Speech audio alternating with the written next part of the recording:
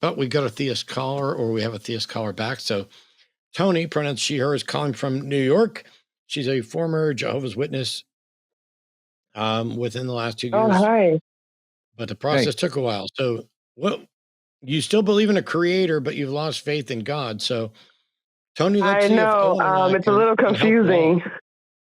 Yeah.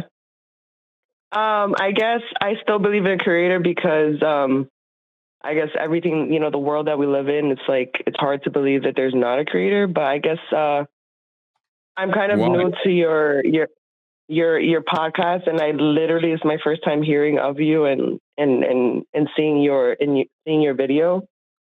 Wow, welcome. And I found you because I was on Instagram, and this video literally out of nowhere just popped up on my algorithm, and it was you. And you was asking a question, and you said, did Adam and Eve know right from wrong before they ate the fruit? And I said, and you know, that really got me thinking, and I'm like, wow. And I guess the caller that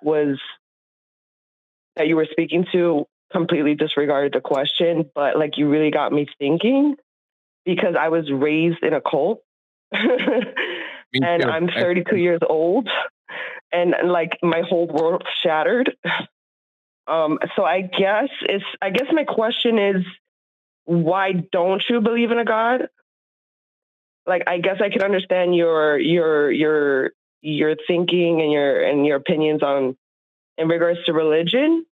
But I guess my question is, do you not believe that there is a possible creator? Or maybe like in a spiritual sense? I can answer real quick and then just let Owen take over because Owen's background is better tied to yours. But no, I do not see sufficient evidence or need for any sort of intelligent creator.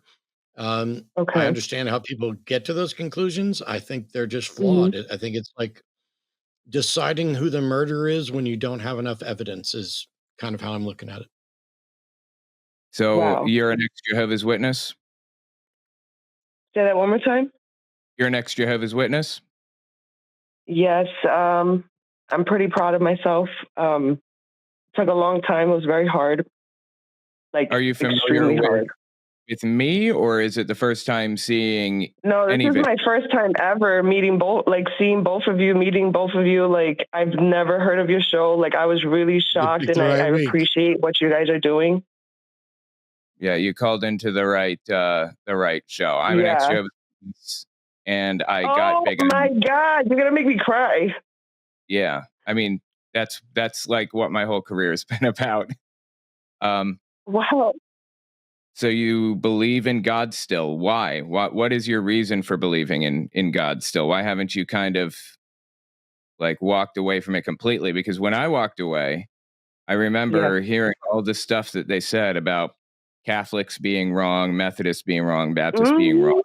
And I kind of washed my hands and said, oh, they were all wrong. I just had to go one more step and say, oh, Jehovah's Witnesses are wrong too. So I'm done. So why didn't you take that step? I guess, like, were you raised in it or like, were you born in it? Yep. I got baptized. I was on my way to being a ministry servant. I was an auxiliary pioneer. Wow. Yeah. Oh yeah. I was a pioneer, a full-time pioneer. I guess maybe I'm holding on to it because little by little, I feel like I've been waking up more and more. And I really, truly, I don't know, like everyone is different. Every member is different, but like I truly believed in it. And yeah, I believed in it too. Absolutely. It gets in you. Yeah.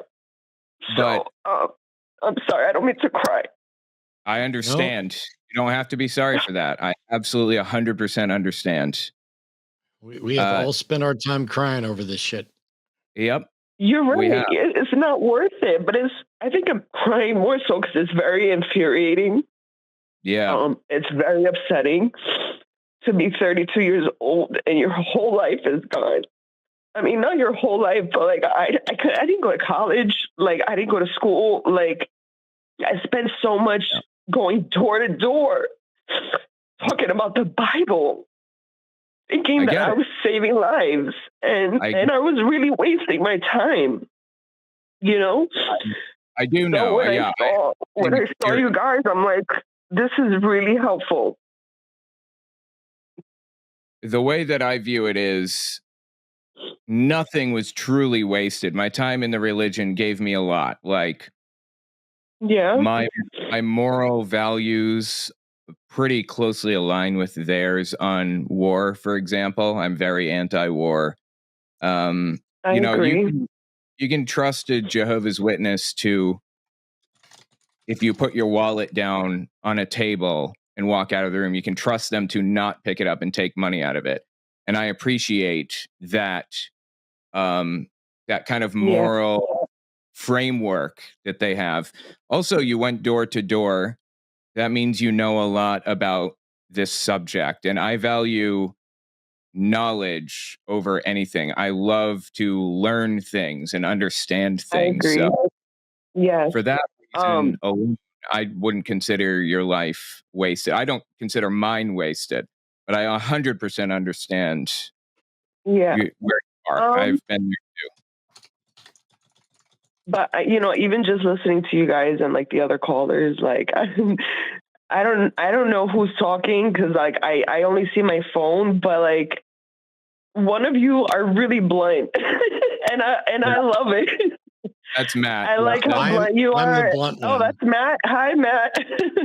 Hi. I really appreciate you guys doing this, and I think I appreciate more that you help people to critically think and like to look outside the box, because we're so used to being in a box and like just reading from one book, like when they're all using the same book, just from it's a different religion, but same like ideology. Like they just believe in a creator, they believe in the Adam and Eve and things like that. But once you start thinking critically and thinking outside the box, it's like that whole world crumbles. And I guess I have more questions on like, how do you find purpose when you realize there's not a creator?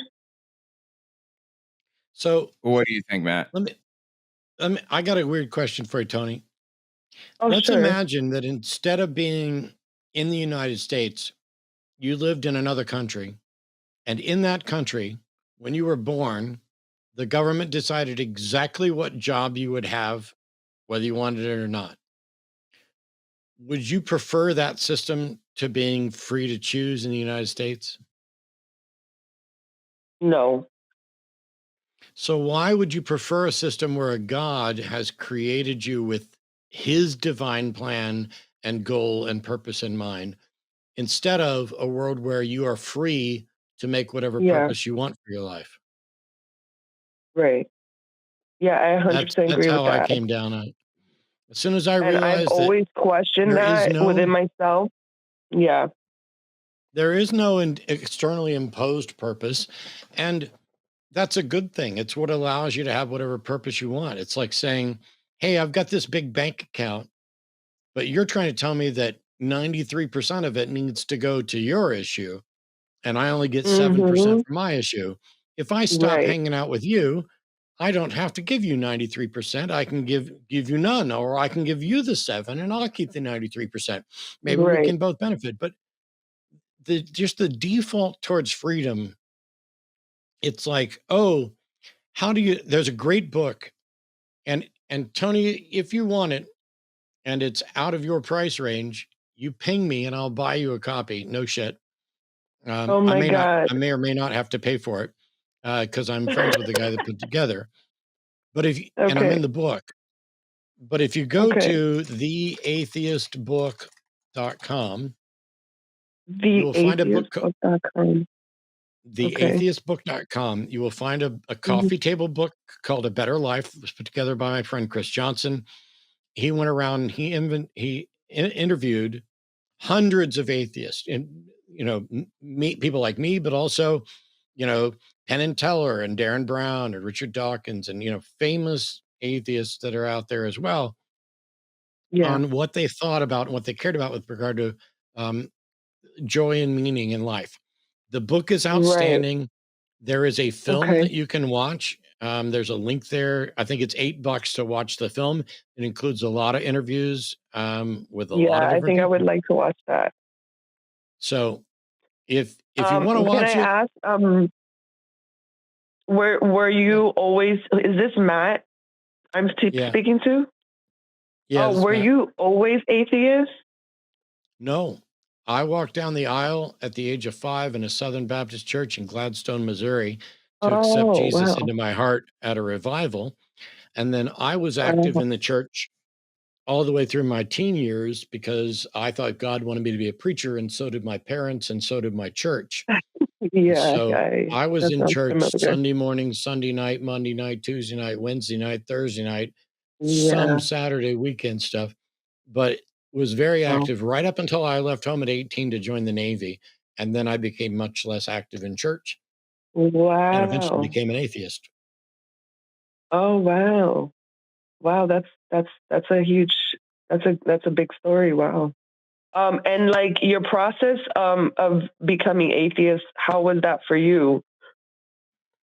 It was about, so I got laid off from a job, and I thought it was God punishing me because I had decided to work in the tech industry and not be a minister. And when he took that job away, I thought God was punishing me. So I spent about 1.5 years in pretty serious prayer and study, trying to figure out, okay, how do I go and become a preacher now if that's what God wants?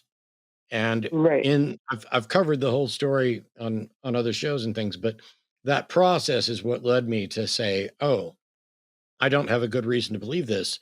And it seems neither does anybody else. And it was about 19 months of pretty serious discovery before I called myself an atheist. And then it never stopped after that. I still do Bible studies. I still do research on stuff. I still interact with people regularly. So and can I ask Owen a question? Yeah, sure. Lay it on me. Oh, hi, Owen. I guess my question is for you, like, because you're an ex-JW, how long were you an ex-JW, and like, when did you leave, and like, what was your process of becoming atheist like? I was born into it. My whole family was in it. I had an aunt and 2 cousins, my mom, my dad, my 3 siblings, and everything. And we were first generation Jehovah's Witness. And I got baptized at... I'm a 3rd generation. Oh, wow. So your grandparents might have been around for like Fred Franz and the... they actually learned the truth in Puerto Rico and then moved to the U.S. like that. Wow. And that's how it, Yeah. I'm sorry, I don't need to cut you off. You can continue. No. You're good. Yeah, I'm first generation, and at about 13, I think, I got baptized. I was the first kid in my congregation to get baptized, and they all followed suit. And and I did go auxiliary pioneering. I didn't actually pioneer. My mom did, but I was very, very sheltered, as I'm sure you understand. Like, I didn't have any friends or any of that stuff. So when I stopped homeschooling and went to high school, I just kind of homeschooled for a short time. Yeah, for 4 years when I was a teenager. And it did a number on my head. Like, you shouldn't be separate from people like that. But I went to high school. 100%, I agree. I lost it. I just, I went to parties and I hung out with people and I got a girlfriend and everything. And I got this fellowship.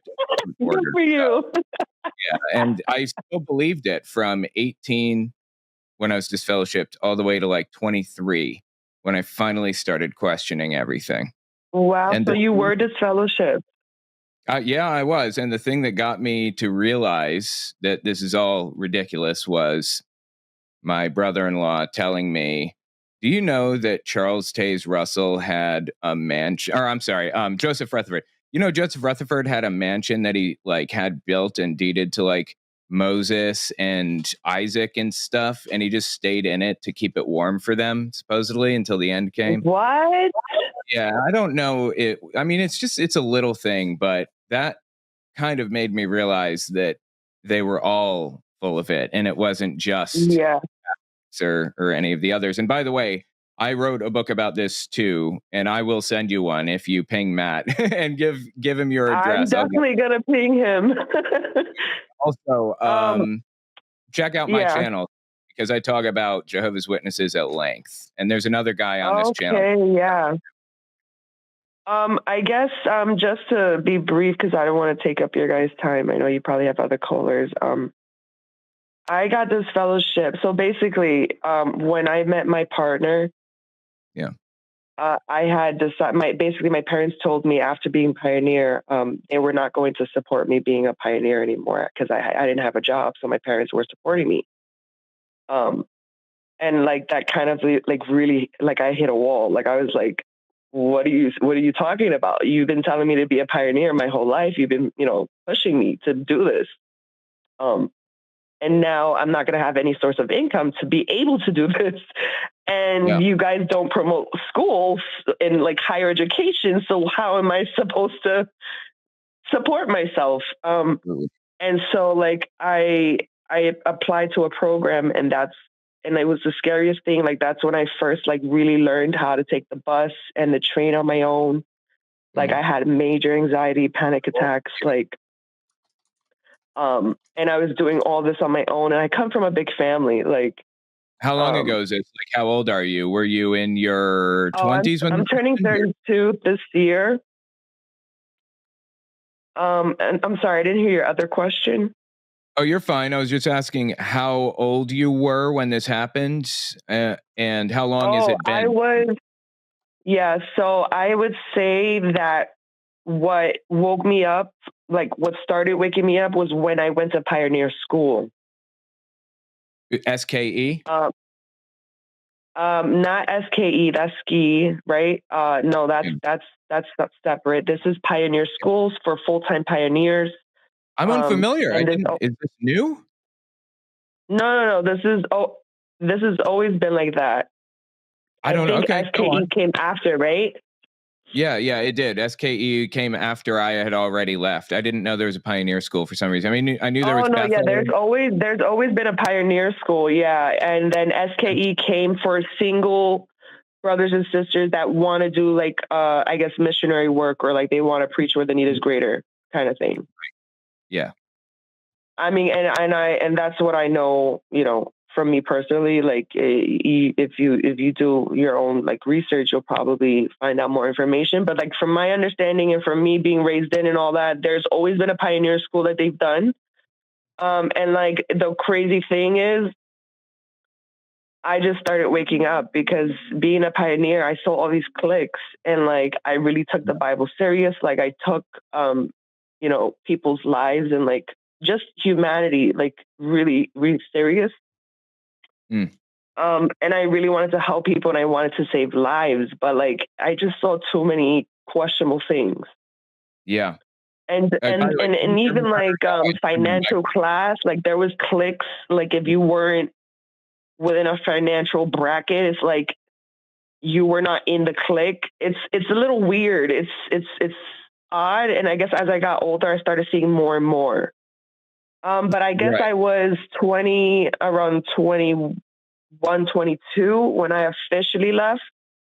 And I was even scared to talk to people at the school. Like I thought they were going to kill me. Like I didn't think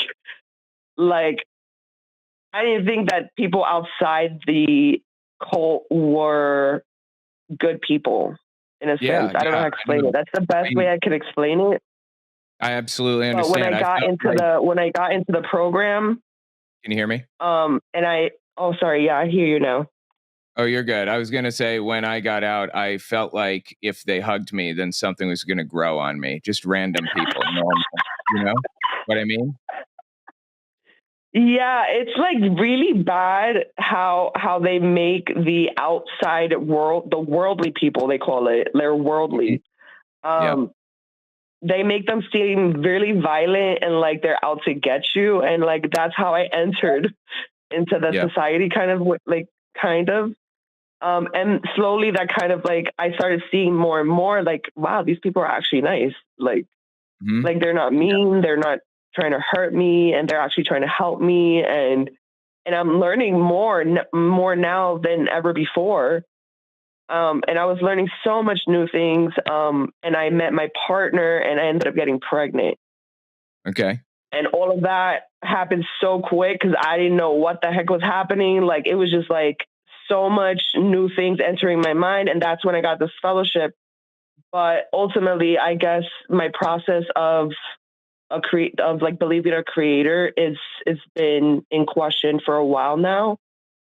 And I guess seeing you guys and how you are helping people to think has helped me. And I just want to say thank you. I mean, I will really definitely message you guys. Yeah, I appreciate you coming on and talking to us. And like Matt and I said, there's no reason to accept it. And if there is, I will accept it. So just think about it. And I'm glad that you found your way out and you realize how corrupt the whole system was, as much as I realize it. Yeah, and I don't know who said it, but I do agree with the fact that I do believe religion is a tactic that they use to control a majority of people. And I learned that recently by like doing a lot of research of like where religion came from and like what was the first religion and like how did this even come about. But I don't mean to take up your guys' time, but I just You're good. Thank you for calling in. I appreciate that. Yeah. Thank you guys. All right. We'll talk to you later on then. All right. I'll be in the chat. Thank you. Okay. Appreciate it, Tony. Thanks so much. It's deconstruction is a wild process. It's a little different. It's one of those things like I didn't deconstruct as a Jehovah's Witness, so I definitely don't know as much. And it's very important to make sure that we got a diversity of backgrounds and views on the show, because Tony's not alone. Neither is anybody else. Don't forget about recoveringfromreligion.org as a great resource as well. And Tony, if you hit me up, I just checked on the at theatheistbook.com. You can actually watch the HD version, like a 24-hour rental of the movie for $3. So if $3 is a bridge too far, hit me up and I'll get you the rental, if not better. Yeah, and I cannot believe I didn't know about Pioneer School. Like, I wrote about this at length, and I didn't know about Pioneer School. People said that it's been around for a long time. That's bizarre. And like and subscribe, or Jimmy will have to go on a polyamorous dating show to win some prize money. Wait, I want to do that. So also hit like and subscribe, and then go to patreon.com/calltheline. I was trying to make you laugh and ruin the take. That's why that silly face earlier. If I was on a polyamorous dating show, I would just choose everybody. Except Frederick. Leave a comment.